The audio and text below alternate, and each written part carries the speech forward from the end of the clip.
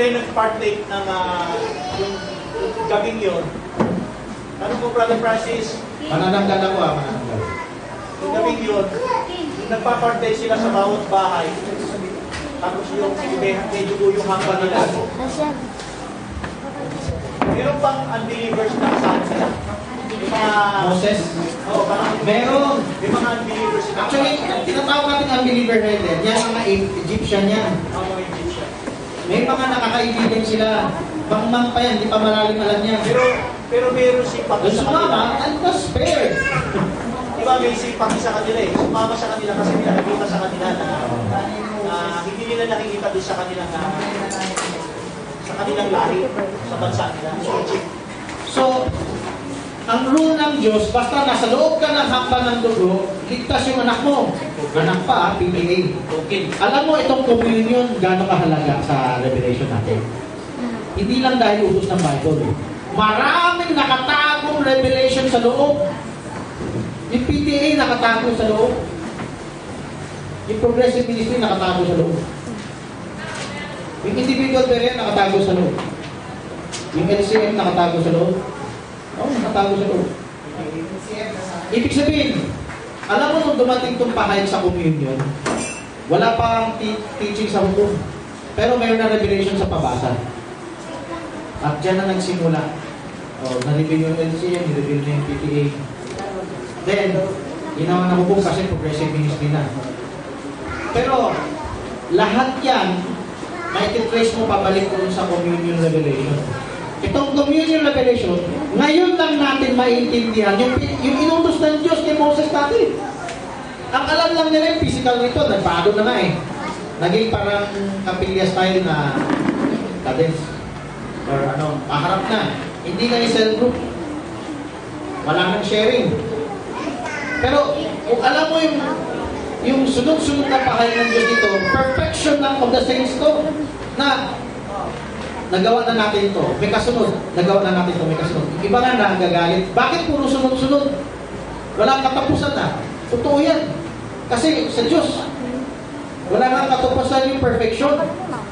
Huwag ka mananawa. Technically, kung nag-enjoy ka sa salita ng Diyos, hindi ka mananawa. Amen. Paano kung malayo ka pa? Kung malayo ka pa, mag-enjoy ka sa nababaw na alam mo. Pero, ang desire ng puso mo, sabi ni Pablo, di ba? Meron akong tina-target. Desire the best gift. Hindi na naitigil ang yung tunay na repentance eh.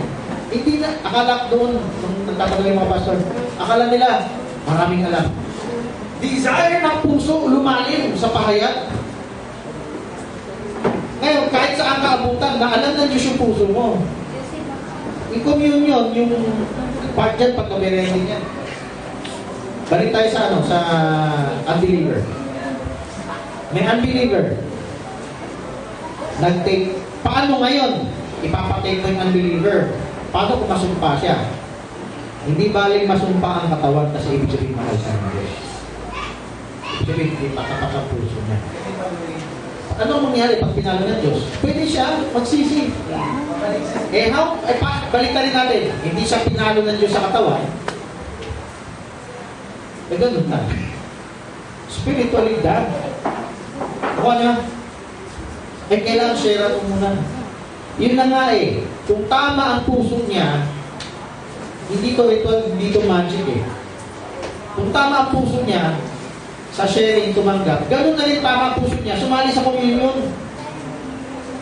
Ngayon, kung pinalo siya ng Diyos, mabuti sa Kanya. Ako niya? So, huwag tayo, parang nagigilty pa tayo, dapat di yan pinatay, nagkasakit ko din. Mag-aalala ka sa katawan. Mag-aalala ka sa kaluluwa, sa espiritu. Let a man examine himself. Ibig sabihin sa examine himself, pagkabirenan sa loob niya ng puso. Pero yung mga willing mag-take, pagkakatapong, ang communion natin ay kumpleto no. May sharing yan, may nag-share yan. Sa communion, parang campaign natin yan. May pagkakataon na mag-sharean yung bisita, yung mga membro.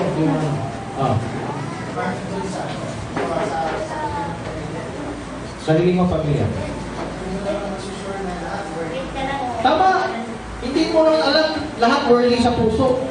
Pero dahil robot sumunod lang sa'yo, na ikaw, ano nga, konektado dito. Pati sila, makakaangkas sa iyong pagpapala. Buksan nyo to. Unawain nyo itong talata. 1 Corinthians 7:15. Buksan nyo. Pwede maging Pakbukas ng Jelay. believer. Tuloy.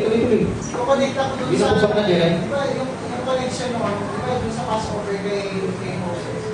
Basta pumasok dun sa... Basta yung bahay mo ay sabihin, Passover. Ngayon, sa Passover ka. So ngayon, paano dun natin apply dun sa pamilya natin? So, Kasi parang ganun din, kung hindi worthy, hindi mo sure na worthy lahat. Siyempre, may yung mabilis. ang importante yung patriarcha.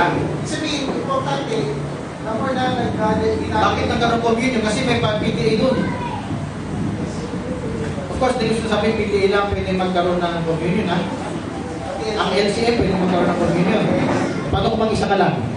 Pwede ka pa rin mangapit bahay. Mag-isa ka lang eh. Oh.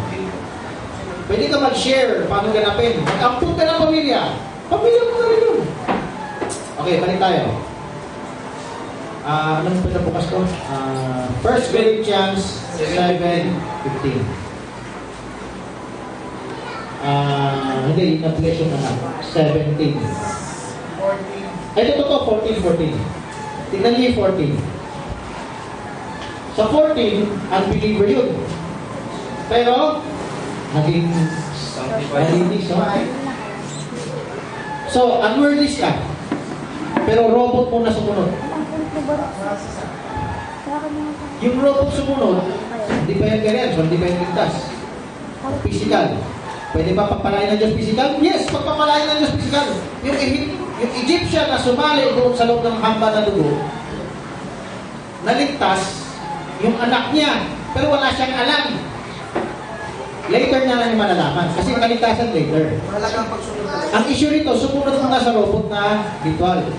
Ngayon, bakit naman inutos ng Diyos yung robot na ritual, eh hindi pa naintindihan ng Israelita? Ganon din tayo. Hindi pa nila naintindihan, pero gusto natin ipaliwanag. Eh paano mo ipapaliwanag? Ayaw mo naman gawin. Dati may ganyan. Hindi na natin kailangan gawin yan. Dati may ganyan. Alam mo tipong larawan yan? Larawan yan. Pero dito lang sa New Testament, ito lang yung tumagos sa New Testament na pinapagawa. Hindi ito aral ko. Hindi ito gusto lang natin. Kung susundin ko yung gusto ko, yung natutunan ko sa aking pastor, kung kailan ko gusto eh. Oh. Tapos, kahit ano pa sa gusto ko eh. Pero susundin natin yung sinabi sa Bagong Tipan na may talagang explicitly binanggit nila yung season na to, itong springtime season na to. At itong pahayag na to, nakatago na rito lahat. Na ano pa yung gagawin natin sa hukong? Individually, couple, family, church. Ano ang gagawin natin? Nandito yung blueprint. Nandito yung blueprint para lumago ang pamilya. Yung assert authority. So, may sanctification. It doesn't mean habang buhay silang mahal. Kasi, kung nakuha mo yung spiritual yan, di araw-araw meron kayong spiritual communion sa God. Ang mangyayari dyan, hindi sila habang buhay unbeliever. So, matutupad yung talata yan. Matutupad yung talata yan na nalinis sila ng asawa nila, nalinis ang anak nila. About sa PTA. Yun ang PTA, magkakaroon ng PTA. PTA ang sagot yan, bakit yan nalinis? Hindi yan parang, sa iba, hindi ko sabihin sino sa end time yan, ha? Basta matangkad siya sa is. Sabi niya, ang kiling mo lang, claim, parang me and my house. Ano ba yung sabi doon? Basta i-claim mo lang, me and my house. Pagkuhan na ng isang bayan ay mali. Sabi doon sa Acts 16, ang iyong sambahayan ay mali. Ikaw at ang iyong sambahayan ay maliligtas. So, pinaka-concrete ko yun. So, yung claim, meron yan sa level 3. Lahat yata level, meron ba sa level 2? Dati. Hindi na ituro, no? Mas mainit lang talaga level 3. Level 4, ewan ko, meron ko yan. Mas lalo na. Mas lalo na. So, yung claim nila, hawig lang sa PTA natin, ang kaiba ng claim, wala ka papagawa. Malaya pa rin anak ng worldly. Yung claim na yan, dito sa ating claim, is may papagawa. May training, yung pamasa, report, sa report. Hindi yung para rin prayer dito yun sa dedication eh. Pinag-pray mo sana, Lord, ito, tumigos. Tapos mag-group ko lang, amo-amo ka. Hindi, may pinagawa sa'yo. Kaya may say-say nga yan kung ipapagawa mo yun. Yan, yan. Ang nakatakot yan, hindi niligtas yung bata dahil pinabayaan lang siya. Naligtas yung bata dahil may training yan, Ngayon, pasok muna tayo sa denominasyon, ang kaisipan ng denominasyon. Meron kaisipan ng denominasyon na wala kang training, Diyos na ang kumilos. Gusto ko sagutin yan kasi meron mga ganyan. Parang ginagamit ng dahilan yan. Kasi lahat doon na ganito. Kaya nga, Diyos na naman kumilos dyan. Wala kang ginawa sa bata, Diyos na naman kumilos dyan. Sasagutin ko yan. Yung Diyos ang kumilos, hindi mo pwedeng i-excuse na wala kang gagawin. Totoo yung Diyos ang kumilos, pero hindi mo pwede lahatin yan. Mali yan. Gagawa ka ng dahilan na ililigtas naman ng Diyos yung yung hindi nakakalam. So, gano'n na rin dito, kahit pwede mong alamin, huwag mo nang alamin kasi yung iba pwede na. Kunwari, yung magnanakaw sa krus, niligtas naman yan kahit na hindi na bautismo. Bakit nila mo pa mag-bautismo? Hindi mo na intindihan ang konsepto ng berian ng repentance. So, gagawa ka ng gano'n na rin. Meron naman taong kumilos ang Diyos eh. Bakit kailangan kong kumilos? Diyos na rin nakikilos dito. Mali. Okay? Pag Diyos ay nag-intervene sa tao, huwag mong pare-pareho yan. Sige. Halimbawa sa LCM, may nagpapayo. Payo ng aming pastor, tsaka payo ng isa pang mag-asawang pastor. Uy, meron kaming pangitain. Sino mapapag-asawa namin? Ipag-pray lang namin. Lahat ba magkakaroon ng pakitain? Di ba sa Pentecostal yan ang turo, Carlix? Lahat ba nagkaroon ng pakitain? Paano ngayon? Naghihintay ka ng pray. Walang supernatural vision. Siya na kaya. Siguro kanila ng pastor, baka di sila matuloy. Sige. Hindi nga yan sa LCM na kita mo sino yung mapapakasama o magkaroon ng supernatural na Hindi lahat kailangan supernatural. Porque may supernatural sa iba, lalahatin mo. Hindi lahat ganoon. Sige, anong tanong? Hindi yung kahit yung anak mo, ayaw niya. Tinitrain mo nga, di ba? Parang ganun din. Ayaw niya. Sabi mo, malikinis pa rin yung bata. Sabihin, Alam mo, nalilinis ang bata dahil nagkaroon ng obedience sa magulang. Yung temporary na obedience niya, hindi siya sumunod dahil sa Diyos, sumunod siya dahil ikaw marunong mag-assert bilang magulang. So, kailangan pa rin talaga na compulsory, kahit ayaw na talaga ng anak mo, pilitin mo talaga siya. Anak mo nga eh. Kaya nga, yun May pamalo na sa Bible eh. O yung pamalo nila, malala na saka sila mamalo. Tukoy na sa Bible ng pamalo. Pero, pagbigyan mo pa rin hanggang malalang, sige, gagamitin na natin. Hindi ka talaga mag-work eh. Offensive rod yan kasi na nakasulat sa Bible, palalayasin yung kabangmangan. Ibig sabihin, gagamitin mo yung pamalo, hindi lang sa defensive rod. Gamitin mo yung pamalo sa offensive rod, pang-training rod. Training sa pabasa, scribe, set up. Training sa bata, maging berean. Hindi pa siya berean, pero dahil tinatangin mo na yung dapat niyang gawin, paglaki niya, yun niya ma-realize, kailangan ko pala ito. Okay, tapos na tayo dyan sa kusa. Yung kusa, hindi mo lahat pwede pakusain. Meron talagang pinagawa ang Diyos na sinunod nila, kaya na-bless yung anak. Naligtas yung anak. Ganun na sa bisita natin, kita yung kalakaran, sumunod robot. Walang masama. Kumain siya ng tinapay, nag-take siya ng alak, dahil let a man examine himself. Tama pa motibo niya. Gusto niya malaman yung matutag. Wala siya magawa. Magre-report. Makikinig siya sharing eh. Naki-interview pa. Wala siyang lusot. Pero yung pagkain ng buko. Eh, mahirap na dito. Hindi ganyan maraming tinapay. Hindi ka naman mabubusog. Hindi naman makunan dito eh. So, hindi balik na makakain ng konti. Pero wala kang lusot sa sharing. At least meron kang blessing matatanggap. Kahit palo ng Diyos. Kali yung sabi doon, bawat tao may panahon kung kailan tatanggap. Tama yan. Pero, ang sambahayan tsaka church, hawig lang yan eh. Pag kumatay ka ng church, gusto mo sumunod sa kalakaran niya, parang pumunta ka lang sa bahay, sumunod ka sa kalakaran niya. Oh, bisita kayo sa bahay ko. Pag oras ng pabasa, patay ang TV. Sama ka. Minsan Hindi ka pipilitin kung ayaw mo, pero habang nasa lugar ng pamahay ko, ito yung patakaran. Nakitira ka, katulong kita, anak kita. Diba? Bisita ka. Pag merong ganyang activity, nasa gitna ka, wala ka lusot. Hindi lang to. Umatin ka ng binyang, kasal, birthday, house blessing, etc. Ganun din. Actually, kung sumusunod naman sila, anong pinapagawa ng Katoliko? Ritual eh. Ganun din tayo. Sa kasal, sumusunod sila sa bisita. Agis ng mga ano pa. Ganun din Diyos, kahit anong okasyon. Sabi ko sa inyo, Progressive Ministry, kahit anong okasyon, yung mga okasyon sinabi natin, kahit anong camp meeting, kahit anong dayo ng church o bahay, o kahit local break time, huwag niyo kakalimutan yung sinabi kong Melchizedek tayo. Yung nakipagkilala ka, nagdala ka ng bread and wine, nag-share ka. Siyempre, pawag kung mag-share, makipagkilala ka. Kaya may interview. Yung interview not necessarily gusto niyo matuto lang. Although pwede may matuto kayo. Yung wala, hindi lang kailangan, yung walang alam, pipilitin mo, may mapigat na matutunan ka.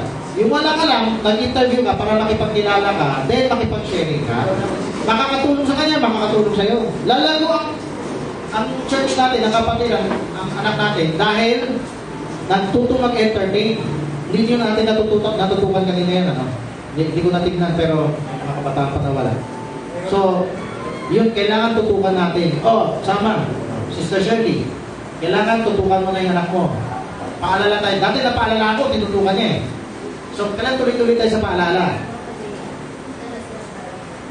Di na yun. Eh, pwede pa, tagal-tagal pa ng oras, pwede pa mag-interview. Dapat sabay-sabay na yung punta, di ba? So, yan ang sinasabi ko.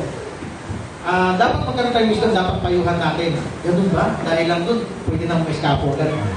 So, pag naging kalakaran natin ng matagal yan, dun may darating na blessing. Marami pa tayong tatrabawin. Hindi, sabi nga ni Elder Pegueño, uy, ang ganda ng ginagawa nyo, malago na nila. Hindi pa yan. Pinakita na nyo yung biyahe natin, yung setup, di pa tumatagal.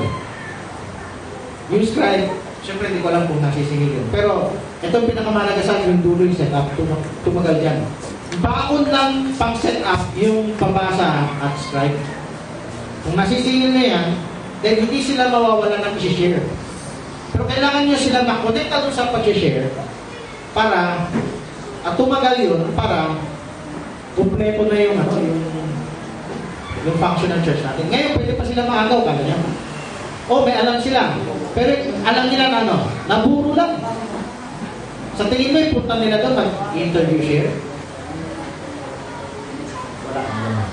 Sa tingin nyo, mag-interview share sila sa ano yun? Parang sariling yun, parang gusto lang takas muna sa gagawin. Ngayon, habang walang magulang, ampunin natin sila kasi nare-respeto kayo eh. Respeto ko sa elders eh. Ako medyo nahirapan ako, pero kung tulong-tulong tayo, iba siguro, paano kung tuloy-tuloy yan? They will just follow the flow. Eventually, yan ang magiging kalakaran. Ngayon, nag-aagaw pa tayo dahil medyo overdue na yung setup natin.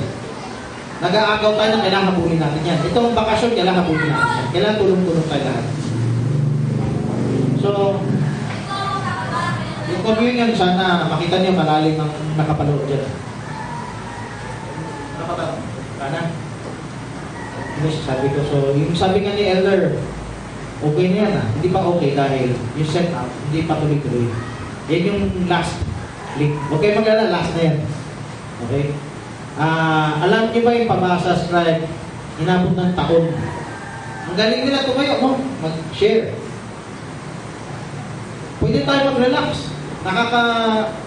Alam mo, hindi lang si Elder nagsasabi ng maganda eh. Maraming nagsasabi ng maganda noon pa eh. Huwag tayo mag-relax dahil okay na yun. Huwag tayo pagaya na dahil may tagumpay tayo sa partial yan. Okay na yan. Yun, pero ang gusto ko ipaunawa sa inyo, di ba taon bago na-regular yun? Ibig sabihin, tinutukan natin. Ngayon, ang sakripisyo natin, kailangan tutukan natin to. At siguro bumilang to taon. Then, sabi ko sa inyo mga kapatid, makikita nyo ang isang blessing, ang isang miracle sa church na to na hindi nyo maubos ng isip. Hindi nyo kayang ipinta, hindi nyo kayang hindi nyo maubos maisip anong blessing ubus ng church, ng Diyos dito sa church na to. Ngayon, kailangan nyo lang yung patience. Ito, patakbuhin mo ng taon na tinutukan nyo. Hindi isang beses lang tutukan. Kunwari, nagagawa nyo, bantayan nyo yung kasunod. Kumbaga sa basketball, nakashoot ako Yay! Talon lang ng talon, tumakbo sa kabila yung kalaban, nakashoot na doon. Pinagaling yan sa pagkain natin. Yung nakashoot, nagtalo naman sa tuwa. Tapos, hindi na alam, nakashoot na rin sa kabila. Nawala lang yung advantage na, di ba? Karamihan na nakashoot, takbo agad pabalik, wala mo na celebrate, balik agad sa depensa. Listo sila, hanggang hindi tapos yung oras, listo sila. Tama niya? Kailangan, pag may nagawa tayong tama, bantayan yung kaaway. Hindi nyo nakikita sa mata yung kaaway, pero may nakaabang na kaaway, in the spirit yan, na gusto ma-discourage yung nagagawa natin. O nga pala, girl dito. Bakit? May gulo dito sa pahayag na to. Sabi nga ni Dr. Ricardo, yung tinitira ng kaaway, yung missionary pa na rin. Yung tinitira kasi ng kaaway nasa katotohanan. Totoo yan. Amen. Totoo yan. So, balik tayo dito.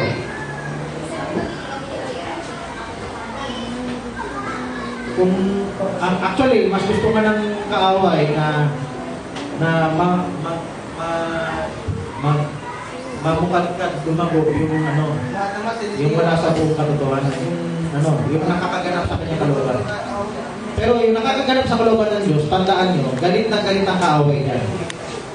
Gagawa siya ng paraan na ma-discourage yung mensahe, ma-discourage yung pagganap doon sa pagtupad doon sa mensahe. Magsunod doon. Kalaban natin, sarili natin laman. Ngayon, bukod sa sarili na natin laman, pero paling sa labas. Gagamit din ng kaaway ng mga individual na magpahina sa atin. Hindi naman lahat in the form of panira. Minsan in the form of akit mag-focus sa ibang bagay. So, ang laban natin ito, kailangan yung tutok natin hindi mawala. Sabi ni Pablo, yung concentration mo, yung focus mo, huwag mawala. Ngayon, ito sabihin sa inyo, siguro isang taon lang natutok. Makikita nyo yung blessing. Ngayon, as the days go by, aapaw ng aapaw blessing. Hindi ko kukwento isang ministro, no? Hindi ko sabihin pangalan sa ministro. Palapray siya. Pentecostal tayo, no? Palapasting siya. So, tsaga lang siya na ikot Bible study, Aba, dinadagdagan ng Diyos yung miyembro na. Hanggang lumaki church niya, lumaman na. I'm very stable na.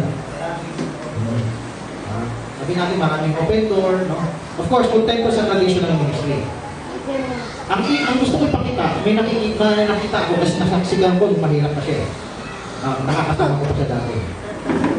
Nasaksihan ko paano siya pagpalain ng Diyos. Nakita ko yung hirap niya. Pero yan ay sa traditional ministry at yan ay sa material things. Siyempre dati, 5 pesos lang ba yung yung touch, paano ka mabubuhay yun? So, sobrang hirap doon. Pero paano siya biglang pinagpala? Meron siyang consistency doon. Material yun, ha? So, ngayon, i-compare natin sa atin. Yung pabasa, meron tayong tinutukan muna. Alam mo, huwag mo sabihin, hindi tayo dumaan sa hirap sa pabasa. Sino yung naghirap natin nung nagsisimula yung pabasa? Naghirap kayo lahat, di ba? Ngayon, hindi na. Walang gana sumunod lahat eh. Ha? Walang gana sumunod lahat. Ayun, hirap, no? Sakay na sa Pastor Eddie. Tapos, in-announce na yan. Tapos, alisan pa rin. Pang-awa ka ng pang-awa. Stay. Or kakala isang pamilya. Sinira, establish. Yung sira, ay kay Jerry na sira yun. Pinagirapan ng Jerry na sira yun. Yung sira nito, saka ba darating? Hindi, wala pang naninira yun. Yung sabihin, wala pang naninira, parang camping na yung tao. Yan yung hirap na sabi ko. Ngayon, tinatakasan kayo ng anak nyo. Yan yung hirap nyo ngayon. Lagi kang listo sa Sister Shirley. Sister Shirley, linggo-linggo, bilang-linggo, pag si bahay-bahay, itong bakasyon dapat araw-araw. Listo ka, tutukan mo. Abulin mo yan. Wala ka na eh. Hindi, ngayon nawala. Dapat huwag tayo mag-relax, nawala ngayon. Ay, wala tayo mo. Hindi ganyan. Sa susunod, listo na ako. Hindi ka makakalusot sa akin ngayon, ha? Doble labanan mo para matanda ka. Sana nga kami sa Lord. Ha? April 1 na mag-umpisa. April 1? Sabi ni Binan, April. April 1. Kasi may pasok. Alam mo ba, doon pa dapat, huwag tayo maghintay ng bakasyon. Ay, sige na kami. Kasi wala nang pasok. Hindi. May pasok pa kasi nung Kahit na sinabi niya April 1, noon pa, meron tayong obligasyon sa Diyos. Ay, grabe. Okay. Ang gusto ko sabihin, pag tayo nalusutan, kailangan ng puso natin nag-agree. Mag-tingbagan niya sa susunod, makabuli natin yan. So, nasa giyera tayo pala yun. Wala tayo sa bakasyon. Wala tayo sa traditional medicine, pwede na baka magbakasyon. Na-achieve mo na yan. Siyempre, hindi naman, ayaw na niya pakinggan kung kailangan ka ng ganito. So, na-achieve ko na to. O pwede na mag-relax. Marami pa tayong gagawin. So, yung, kung paano tayo naghirap sa pabasa, paano rin naghirap yung ministro sa prayer fasting para manuhin yung mga tao, ganun din tayo hirap dito sa second. Isabay na natin yung prayer fasting na ginagawa niya. Pagsabay na yung tutok sa second na frontliner. Yung maintain din natin yung pabasa, sigil sa pabasa scribe. Especially kailangan i-consistent na yung sigil na pabasa scribe, no? Scribe TV, scribe. Tuloy-tuloy yung frontliner, pero i-maintain mo yung sigil mo, pati sa scribe. Pati sa sarili sa bahay nila. So, merong pagpapala din na ibigay ang Diyos. At hindi lang yan spiritual, hindi lang yan material. Both bibigay. Spiritual and material. Gusto niyo ba yan, church? Yes, Amen. Spiritual and material. Praise the Lord. Kaya kami, Brother Francis. Yes. Ngayon, kung sabihin mo bakit hindi kami mayaman yan. Actually, hindi kayo pinakabayan ng Diyos, hindi nakapansin. Kayo na kami pagkukulang. Pero, kung ginawa niyo yan, how much more blessing ang ibigay? Kasi, hindi, sabihin ko sa inyo, hindi magkakasya sa church na to. Kahit anong church, hindi magkakasya kung on the run yan. Hindi magkakasya kahit anong church. Pag yan ay tumakbo. Alam mo si yung picture, hindi pa yung kompletong revelation natin. Aba, hindi kasi talaga sa church, 700,000. 1960s pa yun. Ngayon na. Hindi talaga magkakasya sa church. Kahit kaya pagawa ko pa yung stadium ng iglesia. Ang tunay na church, hindi talaga magkakasya sa kahit anong templo. Magkakasya, bahay-bahay kasi yan. Yes, pinagmamalaki natin yung Gospel of Christ. Sleeping Giant. Natin yan, Sleeping Giant ng Gospel of Christ. Maaaring totoo yan dahil bawat bahay, marami na-convert. Hindi ko alam kung hanggang ngayon. Kinukuha ko lang yung line of thought nila. Yung Sleeping Giant kasi sabi niya, wala din lang sila bongga. Siguro ngayon meron na na malaking church. Pero, lahat naman nag-house to house eh. Gusto mo, maraming, siguro dumami sila, pero house to house. Ang unang iglesia, dumami house to house. Hindi yan parang yung may rally sila, ang dami. Sa templo nangyari, tingnan yung templo, hindi naman nila gawain yun. Hindi nila gawain ng templo, kasi kaya nila natin sa templo. Marami silang kasama sa templo, mga Nicolaitan. Marami pumupunta sa templo, Nicolaitan rin. Pero ano ginagawa sa templo? Sharing. Tulad ang ginawa ni Cristo. Pupunta si Cristo sa templo para makipag-sharing. So, hindi masama sinagoga o templo. Pero ang tunay na dami, house to house. House to house. Yung tunay na dami kasi kung gusto mo lang magkasya yung kapilya, ang maganda lang tignan. Nakaka-intimidate. Nakakaakit, nakakaano sa ibang tao. Palakihan na, hindi ko minamasama na magpalaki ng kapilya. Sa akin, whether malaki o maliit, ang kailangan yung mensahe. Ang kailangan yung mensahe na bukas. Ang tunay na dami is house to house. At yan nga, of course, meron din nag-house to house na dumami.